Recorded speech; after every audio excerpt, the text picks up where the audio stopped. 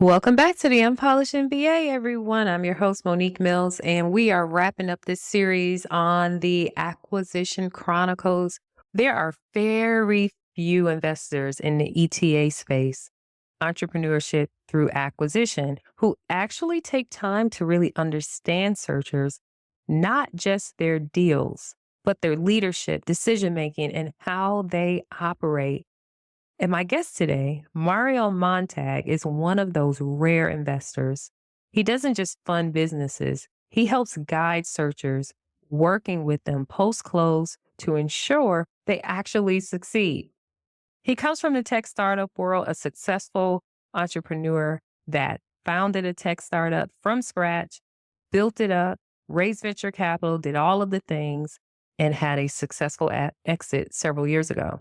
And since then, he's moved into investing into the ETA space. In this episode, we break down what really makes a company thrive after acquisition. And spoiler alert, it's not just adding new tech and CRMs. It's actually the operational updates that make the biggest impact. So we dig into the conversation about EOS implementation.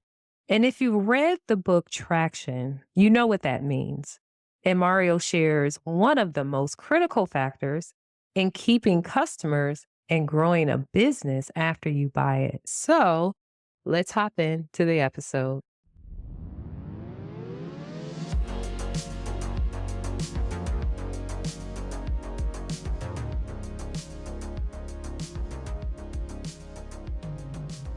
That have an entrepreneurial chip in their brain. And I think we're just built differently. Okay. We think about the world differently. We evaluate risks and opportunities differently. It is very challenging to be in a regular 9 to 5 W-2 job where that job is not allowing you to express that fire, that you have as an entrepreneur.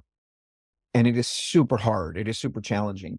And those that make the plunge, cut the cord, go do the entrepreneurial path, there's really two ways of going about it. One is one foot still with a job and the other one doing the entrepreneurial thing. And the odds of success are much less because if you're not all in, it's really hard to get anything off the ground, a new idea, acquire a business, whatever it might be.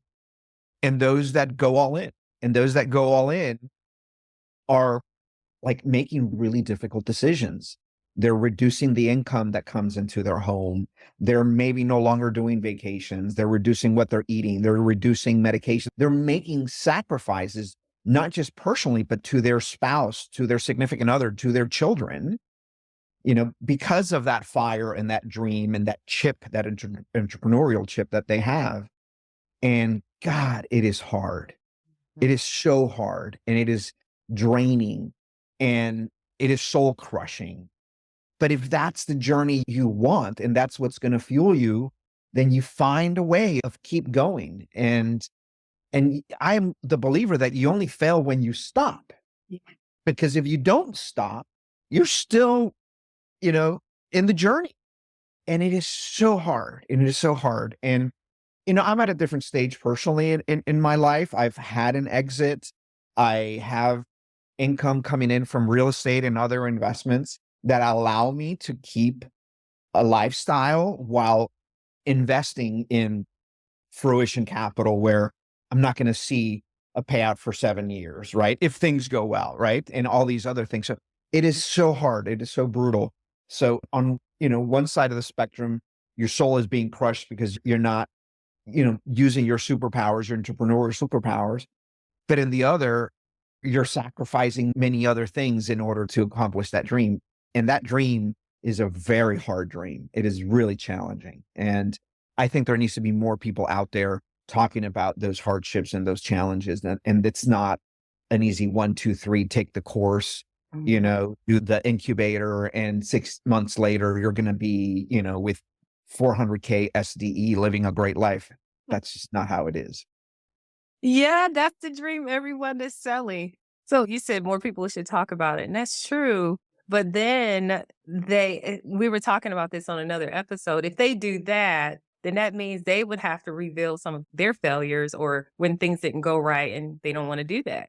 Uh, so, sometimes it's a blow to the ego or it's a blow to their current business model, which could be selling courses, to get other people on this bandwagon. So we don't know. It's hard though when we start. Like no one tells us, but once you're in it, you're like whipped into this funnel and you're just, whoa, you can't get off the train even if you wanted to. I haven't found that to be true, to be the case. Yeah. It's hard. I was just on the phone yesterday with 2 independent sponsors, their first deal, 2 years old in the roofing space, and they're shutting it down, right? Painful.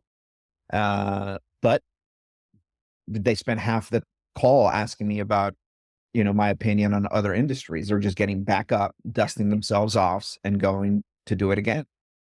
So yeah, it's the name of the game, right? It's hard once you're in, you've invested so much. To stop and get out is failure. It's admitting to failure, but that's life. Yeah, exactly. We don't have to be specific on who that is, but with the roofing industry, I rarely hear of things going south like that. Yeah. Yeah, where they have to shut down, what could cause something like that in an industry supposedly so strong and attractive to ETA? Yeah, I mean, I asked a little bit about it. I know some SBA lenders do not do landscaping and roofing just because they have seen a higher rate of failure. In this particular case, they ran into 2 things: 25% reduction in revenue, top line, which was a big drop, and some of that revenue that they had, I don't know if it was the exact 25% or not, but there was a lot of bribery going on to be able to capture revenue. So that was not found during due diligence. The QV, couldn't find that. Once they got in, they realized that, and that level of fraud, caused a lot of problems, and they did not want to continue that for obvious reasons, and revenue took a hit, and softening of the construction space. I think they were mostly B2C, Okay. and Yeah. they're struggling, and now they're shutting down. Wow. Yeah. And so I keep talking about this, and this is the part that I'm very hesitant. That makes me hesitate a lot in the ETA space is how sellers can withhold information that's critical to your success, whether it's intentional or not. You never really know. It's just you can't know everything. Yeah, yeah. And the best protection are seller notes and skin in the game for the seller, after closing. The higher that number, the more protection you have to make sure that seller is on the hook for material things, right? Yeah. I had a deal that I had to walk away from where there was a significant seller note. And I heard later on that the business had been on the market for much longer than what they had told me. So I wasn't the first one to walk into this booby trap that I thought was just, great. And even with the seller's note and the issues I found that would be, catastrophic to the business, the seller still wanted to close. Mm. And I informed him, I said, you do realize that this risk will cause you not to be paid, that seller's note. And in that case, I almost felt like maybe he didn't really understand, or he felt as if I'm getting most of my money now. I don't even know if I'll be alive when that note comes due, right? So we're constantly weighing that burden of not knowing. Jed and Kenza, who's been doing this series with me, mentioned that they ran into issues with their sellers and the cost of trying to litigate and things like that. The business couldn't afford, and the time they couldn't put in. So, I hate to hear that. All right. Now, I'll tell you what, there's obviously 3 clear models in the ETA space: the traditional search fund, model, which is 30 years old and very well established and funded and whatnot. There's the self-funded searcher or spouse-funded searcher model. That's more That accurate. Yeah. yeah, exactly. That is, and SBA component, a critical aspect of it, a certain size business. And then there's the independent sponsor model, where, people come with, I don't know, 10 years private equity or whatever type of finance background, and they have the deal making experience to be able to find something, get it under LOI, get to closing, but they lack the operational. I've interviewed independent sponsors that come off amazing, but they've never fired anybody in their career, right? So like basic, you're like, oh, wow. Okay. So there's gaps from just operating businesses because that's not what they've had to do, in their career. But there's a big difference between the self-funded and independent sponsor model in that most independent sponsor models, the CEO, the seller is not leaving. They're staying on. They're just trying to get chips off the table, maybe buy out somebody else, and they're rolling over equity and they're keeping 20, sometimes 30% equity rollover, and they're fully vested. So I get the sense that there's less skeletons in the closet in independent sponsor models because the CEO, the seller, is staying on and the independent sponsor is kind of becoming chairman of the board. They're going to be maybe pivoting to a more of a roll-up strategy, or something else is changing to accelerate that growth.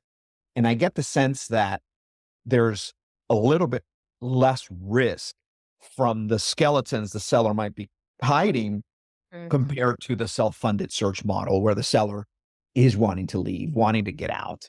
And, 90 days later, they're not even going to the office, right? They're checked out, right? They grab their money and they're gone, right? So yeah, I think there's a little bit less seller risk, I think, in those independent sponsor deals. Ah, great point. So when you're assessing whether a searcher is a good investment, particularly for your fund, you're actually in a few funds, right? Yeah, I'm an LP in Minds Capital, the Will Smith podcaster. Yes, I'm an LP there, and I'm a GP with Fruition. Fruition Capital, yeah. So how do you assess whether a searcher is a good investment? Like what qualities or experience do you look for? Yeah, we are actually spending more time evaluating the searcher than we were a year ago. Oh, We do leadership assessments, actually 2 tests. We do a separate interview style conversation where we exclusively just talk about their background. We don't talk about the deal or walk me through the model or anything else. We obviously have separate calls to talk about the business, but just having one dedicated call with behavioral scenario type interview questions is a way of trying to assess their fit for that industry, for that business, their background, their leadership style. We've had deals that were great, but we felt the searcher just lacked the EQ or the ability to lead a team. And if someone cannot lead a team, it doesn't matter how big or small that business is, they're going to struggle, right? So yeah, we actually do quite a bit, I think, in trying to understand their background, their decision making, why they're doing what they're doing, their fit for that business, for that industry. When someone says, "Oh, no problem, I plan on driving, an hour and a half, 2 hours each way every day, to the business," I'm like, well, that's not realistic. That's not a quality of life you're going to want to have. So we ask a bunch of questions like that to try to assess how their state of mind will be, because there's deal fatigue. They're trying to close, and sometimes, the bar is being lowered. mhm. They're going after an investment that was pretty different than their original investment thesis, and we're just trying to understand the risks associated to the human side of a deal. Wow, that's very unique because as we talked about, we've been talking about on this series, in this space, folks will not even want to speak to searchers unless they have an active deal that they're trying to raise money for. I know searchers that would love to do the kind of process you all have in place. Now I get it, traditional versus self-searcher. Mhm. But in self-searchers, if they're taking money from investors, they still need to know each other, right? I believe that. Like you and I come from the tech startup world, and you are a successful founder who exited your tech startup, raised venture capital, all of that. So that relationship building, that's a standard part of that process. Why isn't it in this? Like, that's a Yeah. big problem. The speed to check is violently different in the Okay. venture space than in the ETA space. In the venture space, it's 6 to 9 months of dating. They wanna see multiple data points on, you had projected revenue or you had projected certain things happening in the business. They wanna see if those things materialized or not. And in the venture world, my experience is, they follow the herd, right? So if there is that lead investor, oh yeah, let's follow on because so and so is investing. Mhm. In the ETA space, there's less of that. Certainly, there's dialogue and sharing and communication between investors, but I've never heard of somebody investing because the other investor is in, right? The decision-making process is much faster in the ETA space because naturally the risk profile is very different, right? The SBA default rate averages, I think it's at 2.1%. Mhm. Live Oak and others, I don't know if they make their numbers public, but they're probably a little higher. But on the venture side, you're talking 90% failure rates, Yeah. So yeah, it's very different. The dating process from conversation to check or to wire is much quicker on the ETA side. Do you think that should change in the ETA space or will it? W- Well, you know, a couple of things. On the traditional side, you do have the ability of getting to know the searcher because there's that, 18 months, 2-year process where they're searching and they're providing you updates. So you get a sense pretty quickly within 6 months if, how strong of a team or person that is. You don't have that on the self-funded and independent sponsor side. We do like to start building relationships early with some people. We're proactively reaching out to independent sponsors and we do receive inflow and introductions from self-funded searchers. Now, we're not having monthly calls, obviously. It's not until they're under an LOI where the conversation accelerates, but we like to get to know them. We like to see how things are going. We really appreciate people who have a newsletter or an email distribution that goes out once a month sharing how things are going. If they are, if they submitted, something under LOI or whatnot, like that is great. It gives you visibility to their thinking, their thought process, their resilience, what's happening with their search. So we like to see that, but it's not as common. It's not as common. The majority of our investments, and we have our 11th portfolio companies closing next week. Most of our deal flow, really, the conversations accelerate once you're under LOI. And there's that 4-month period of doing the due diligence and getting to a close. Yeah.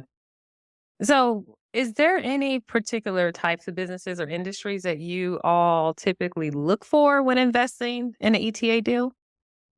We exclusively do B2B. We like the light industrial, light manufacturing, commercial towing, enduringly profitable businesses. We don't invest in construction. We don't invest in tech, even though that's my background, which is, it's kind of annoying, but, we just don't like things that could be easily disrupted. Next week, our third portfolio company out of Fund 2 is going to be a maintenance and repair business of centrifugal pumps and water treatment facilities. Oh, I love that. I have Yeah. experience in that. Oh, I really? used to work in centrifugal pumps for municipalities for like 4 years, engineer. Yeah, we love that. Water treatment facilities aren't Yeah, going anywhere. They're not gonna nowhere. get disrupted by Nope. AI, Mhm. right? It is, blue collar maintenance repair, but there's, you know, very attractive to locations in Canada, one in the US, looking to expand in the US. We're co-investing there with the Pritzker family fund out of Chicago. So we're really excited about that deal. We like the independent sponsor, the team, and the deal a lot. So Wow. Yeah, I still have some connections there. We should chat if you need it. Yeah. for that founder. Yeah. So great industry. So from an investor's perspective, now I know everyone is a little different and there's some standard items we're all looking for, but from an investor's perspective, what are the key factors that make an ETA deal attractive for you? Yeah, I mean, everybody looks for tailwinds in that industry. We personally do not like businesses that revenue has been growing too quickly. Anything above 10, 15% year over year revenue growth is a yellow flag for us, because for us, it means it can also drop if, for whatever changes are occurring. We really shy away from customer concentration. That's usually an area where we would pass relatively quickly on a business that might check a bunch of boxes for us. But if the customer concentration risk is too high, one particular customer above 20%, that is usually a pass for us.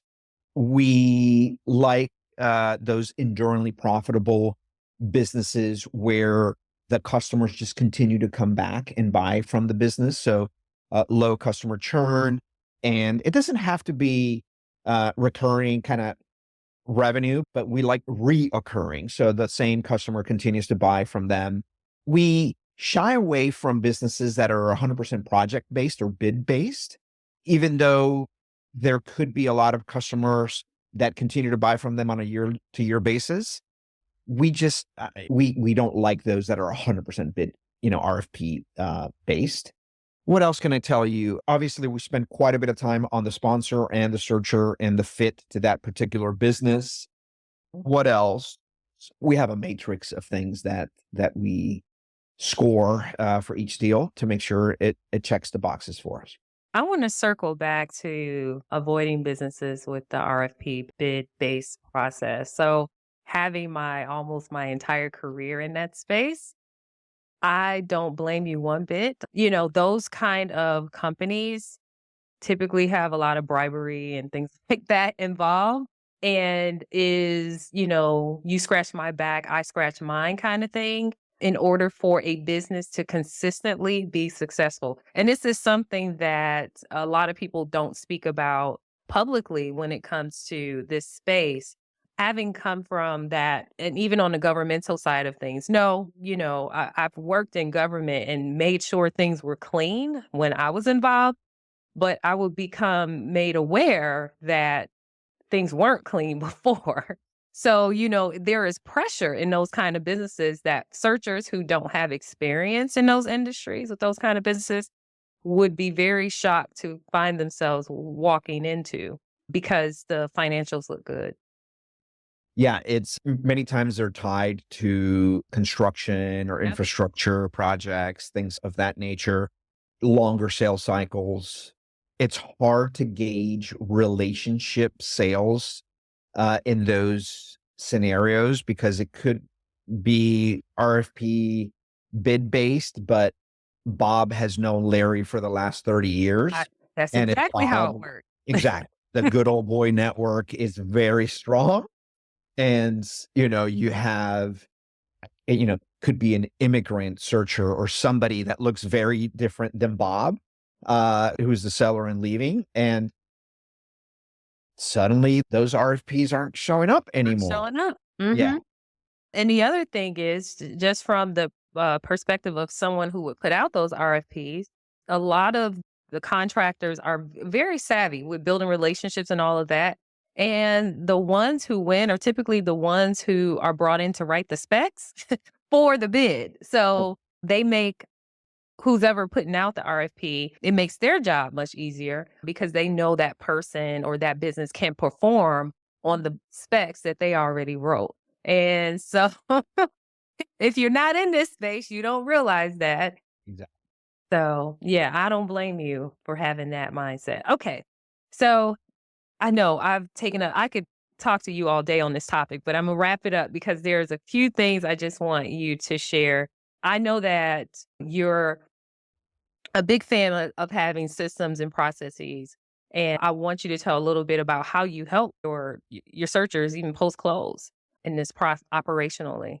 Yeah. So personally, I've been doing EOS or System and Soul for 10 years.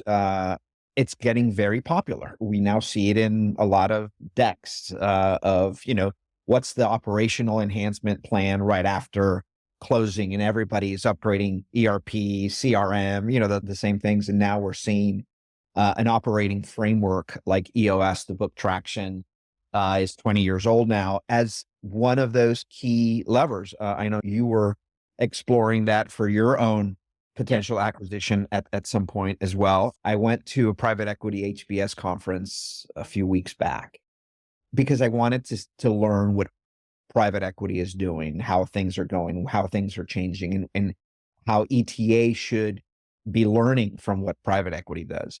And I was fascinated to hear that 80% of the value that private equity investment portfolio companies achieve at exit comes from operational improvements and efficiencies, not from, multiple arbitrage, or not from financial engineering or whatnot. It is from the core running a better business, right? And having employees aligned and engaged, and the leadership team rowing in the same direction. And it was fascinating to see that emphasis. At Fruition, 2 of our 3 full-time partners are operators.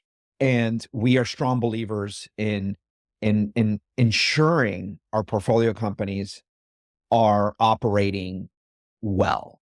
We have noticed, and we have seen examples where the financials are not as tight, the financial reporting, the budget versus actuals, the ability of generating end of month or end of quarter close financial reports has caused them to get in trouble and not realize that they're in trouble because they don't have that visibility.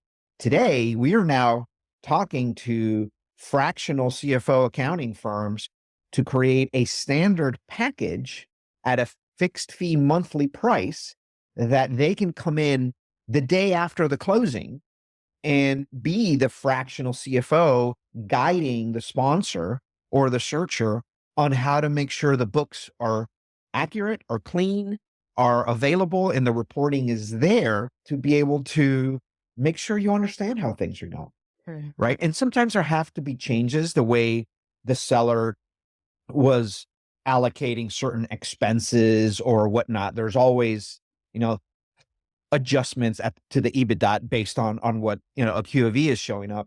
But the day after you close, you need to have that there. And we're now working on offering, hey, these are 2 or 3 companies that offer this package for Fruition portfolio companies to be able to make sure you don't get in trouble, 6 months, 9 months down the line, and you don't have the visibility. So that's an example of something that we are doing. We are strong believers in having monthly board meetings the first 6 to 9 months right after the closing. That gives visibility, and it allows the searcher to put pressure on the board members to ask them to do things. It's not just a one-way communication where the searcher is providing an update to the board. Use the board, leverage their contacts, their experience, and ask them to roll up their sleeves whenever it's appropriate and they're willing to help out. So that's another thing that we are doing. We will no longer invest in searchers that don't want to have a board, as an example. And we run into that regularly because sometimes they get to keep 70, 80% of the equity and they feel like, no, I got it. It's okay. Or, we're seeing problems arise. And by the time we're finding out, it's too late. If you would have told me 6 months ago, we could have done, A, B, and C to help you. So those are changes that we're implementing in how we evaluate deals, because after we write a check, if a searcher has 75% of the equity, there's not that much we can do. Yeah. So those are all things that we are doing to help. Strong believer as well in making sure that searcher or sponsor gets in a car or a plane and visits the top 10 customers, not just have a Teams call and, I checked base with them. I spoke to them. Go shake their hand, have dinner or lunch, get to know them, understand why they buy from you. like that product mindset that I know you have, and going back to my product days, understanding the psychology of why a customer is your customer is absolutely critical.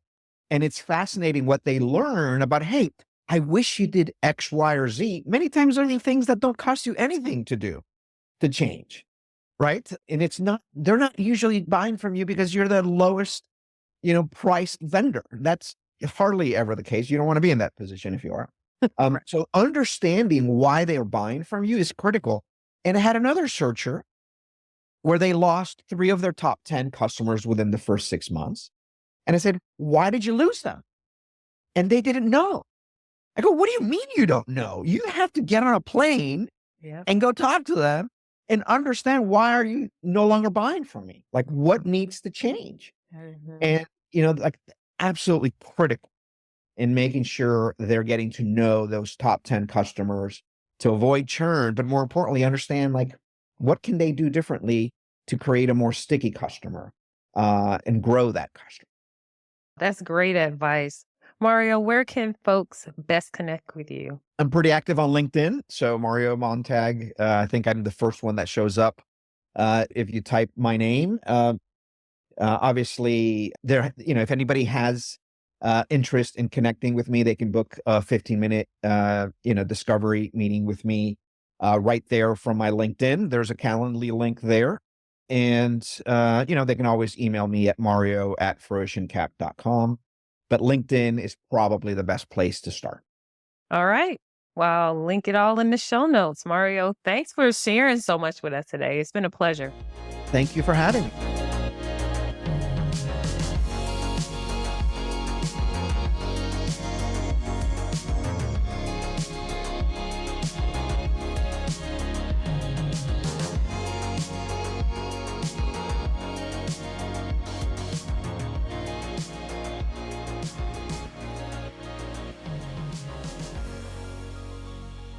Thank you for listening to the Unpolished MBA podcast. To hear more episodes or to request to become a guest, please visit unpolishedmba.com.